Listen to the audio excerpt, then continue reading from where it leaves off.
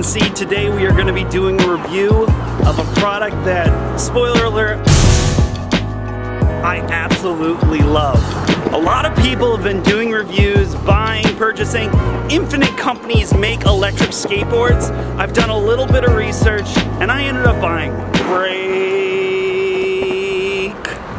Cool.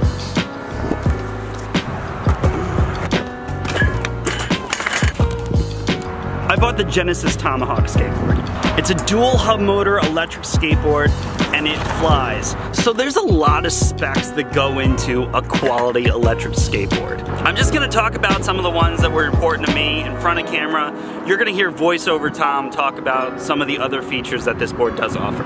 So the first thing that was super important to me was dual hub motors. I was also looking at brands that featured belt-driven motors, but at least 2 motors. You guys are probably pretty familiar with the boosted board. That is a belt-driven electric skateboard. This guy is a dual hub motor electric skateboard. On paper, this board is supposed to go 22 miles an hour. Now granted, I am not the skinniest person. I weigh about 220, but I can still hit about 19 miles an hour on this board. It's got decent flex for a guy my size too. Now, something that I wish I knew, how heavy this board is. Hey everybody, this is voiceover Tom, and I wanted to put the weight of the Tomahawk into perspective. It weighs a total of 17 pounds 4 ounces. That's the equivalent of carrying 7.5 liters of cola. A regular 40-inch longboard weighs approximately 7.8 pounds, so it's like carrying that along with a sack of potatoes. I hope that helps clear things up.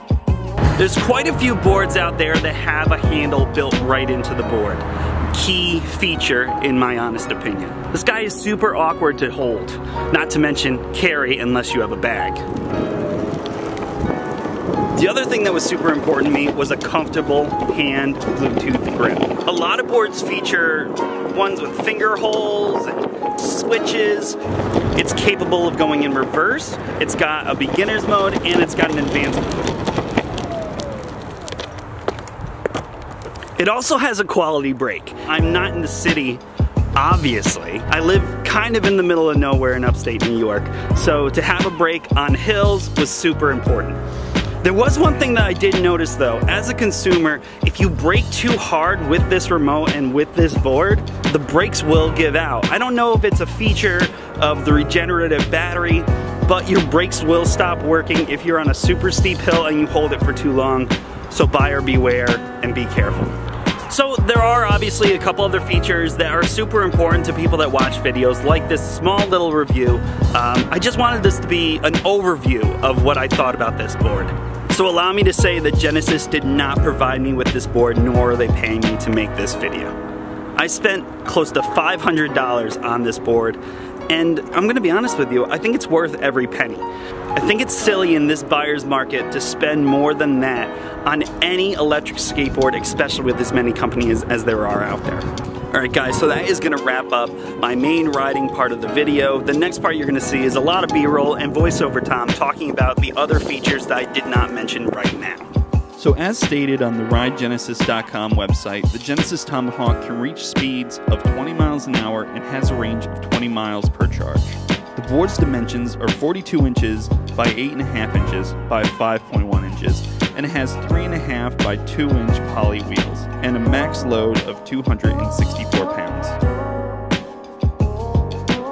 The lithium-ion battery takes 2.5 hours to recharge, while the remote only takes 30 minutes. The board is made from 8-ply Canadian maple wood and has 2 brushless DC motors. This board, unlike the Genesis GS and the Genesis Stinger, have the option of a replacement battery, wheels, and remotes. Unfortunately, at the time of this recording and upload, all of those mentioned are sold out. While this is my first electric skateboard and I'm a bit biased because of that, I really do enjoy the ride that it has to offer. It handles great with consistent acceleration, its wheels have yet to be chewed up and remain near perfect. The grip tape and concave of the board are exceptional. If I was to say something this board and company is lacking, it's an app. The boosted board offers a great companion app for its product, and if the Genesis had something developed like that, it would be great.